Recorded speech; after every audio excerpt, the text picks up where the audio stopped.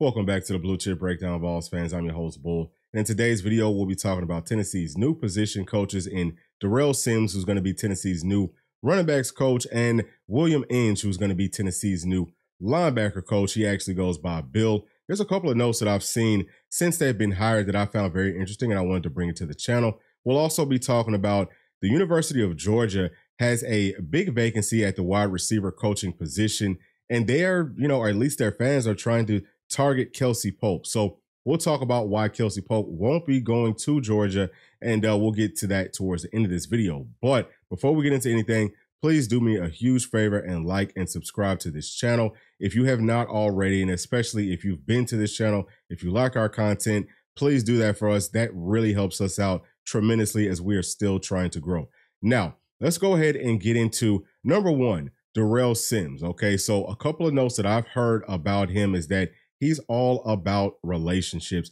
He really wants to, get to know a, future prospects family. He wants to get to know them and their family. And I think that that's huge. Now, we talked about him yesterday on a couple of different videos that he hasn't brought in a lot of blue chip players, but he also hasn't been at the blue chip programs. So I think that he's going to do fine. It also just, to me, seems like he's hungry. It seems like he's very thankful for the position that he's in. We saw that he did post on Twitter that he's very thankful, that he was able to get this opportunity with Tennessee. And some of us tend to forget how big of a program Tennessee is, because sometimes you can't see the forest for the trees. Whenever you're living in it, you tend to forget, hey man, we are a real deal program, and we've got an opportunity, especially this season, to win a national championship. And this is the biggest stage, in all of football outside of the NFL. So I know that he's very happy for this opportunity, and I think that he's going to be an absolute and total stud. One of the things that I also really like is that he reached out to 2025 running back commit 2-hour volunteers in Justin Baker, and he is a very good player. He plays at Buford, Georgia, so I do know him. I've got to see him play a lot in practice, obviously in game situations as well. He's got a very solid body. I would say that he's probably physically already, going to be capable of playing in the SEC. He's very, very solid, very strong. He's a very well-spoken young man. He comes from a good family, and I know that he's going to give his all for Tennessee. So I love the fact that Coach Sims decided to reach out to him before anybody else.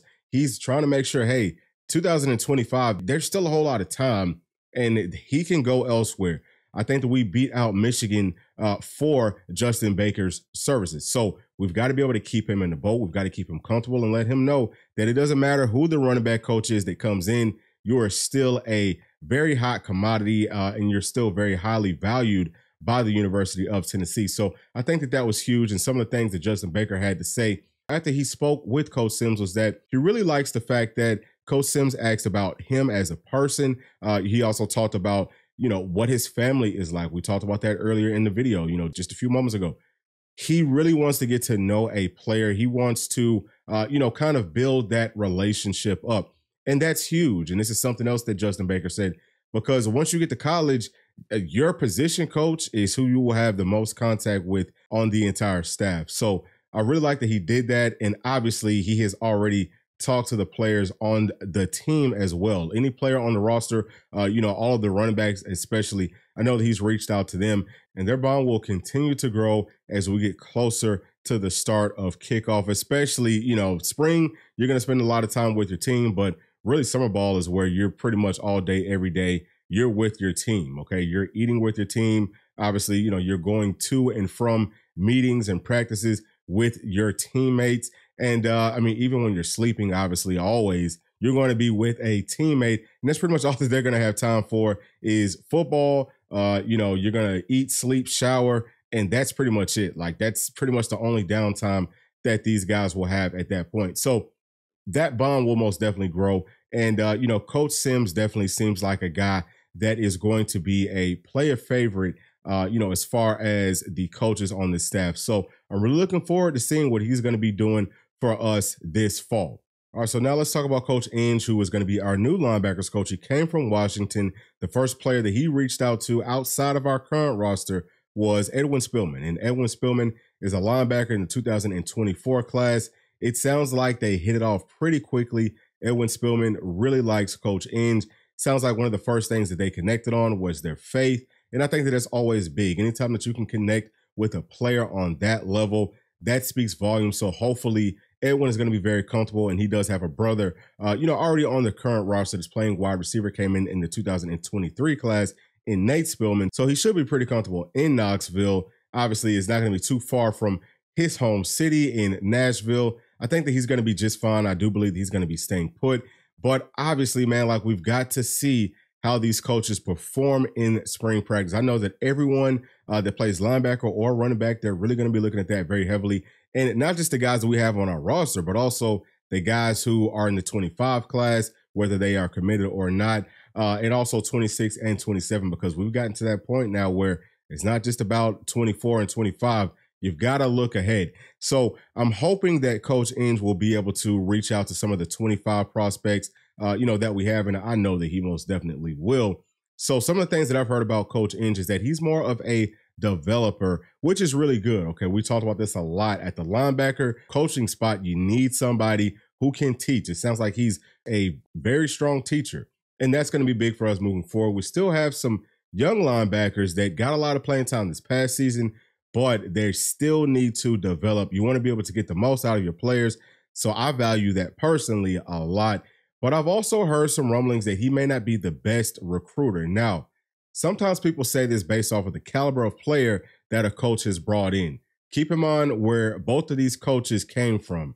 They're not really blue chip programs. It's very difficult to bring in blue chip caliber players whenever you're not at a blue chip caliber program. But I can say this about both coaches. You can tell that their players play the right way. They know what they're doing. They're playing hard. And that's really all that you can ask for. And I would say that whatever they did, from a recruiting perspective at, other schools, you can multiply that by about 2 now that they are in the SEC and they're with Tennessee. I promise y'all, that power T holds a whole lot of weight. Sometimes us as fans, if you grew up loving Tennessee, we tend to forget just how big of a deal Tennessee football especially really, really is. It's as good as it gets outside of the NFL. We're in the highest caliber of football outside of the NFL. So I think that they'll do very well. And I'm very happy with these new hires. I know that some of y'all are, it's kind of like in a wait and see approach. I'm kind of at that point too, but at the same time, looking at their foundation, I think that they've got all the resources and everything that they need to be able to succeed at Tennessee. And I fully expect that they will, but we won't know until the season actually starts, until at least until we can see them out on the practice field and we can kind of get a grasp on what their mindset is. How are they teaching? How are they coaching? But really, you probably need a full calendar year from this point to be able to tell what type of coaches they are. So we'll see how all of that looks in about 12 months. But let's kind of shift gears here, because we all know that Georgia lost their number one recruiter, and he might be the number one recruiter in the entire country, in Brian McClendon. So he was Georgia's wide receiver and pass game coach. He's gone on to Tampa Bay to be their wide receivers coach, I believe. But that's a huge deal. I'm going to pull up a graphic right here that will show y'all just a few of the players that he is responsible for recruiting. Again, he might be the best recruiter in the entire country at this point. So obviously that's going to be a huge blow to Georgia, and we always celebrate huge blows to our rivals. I think that's a big deal for Tennessee. But the most important thing that, I've looked at out of all this is that Georgia fans are looking at Kelsey Pope. They say, hey, man, why don't we go target Tennessee's wide receiver coach in Kelsey Pope? So as Tennessee fans, that should make a whole lot of y'all feel very good about who Kelsey Pope is, how he's looked at from the outside in. Again, whenever you are inside the forest, it's hard to see the trees. And he's a really good coach, okay? He does a good job of developing wide receivers. He knows football on a very high level, and he's a great recruiter. So that's who the Georgia fans kind of want. But I don't think that he's going to be going there because his wife, and I'm not going to butcher her name because I'm not quite sure how to pronounce it, but I will put it on the screen. She was actually the recruiting program coordinator for Georgia several years ago, and there was a whole big fiasco with some recruiting violations that no one really ever heard of down there at Georgia. This happens all the time, I promise y'all.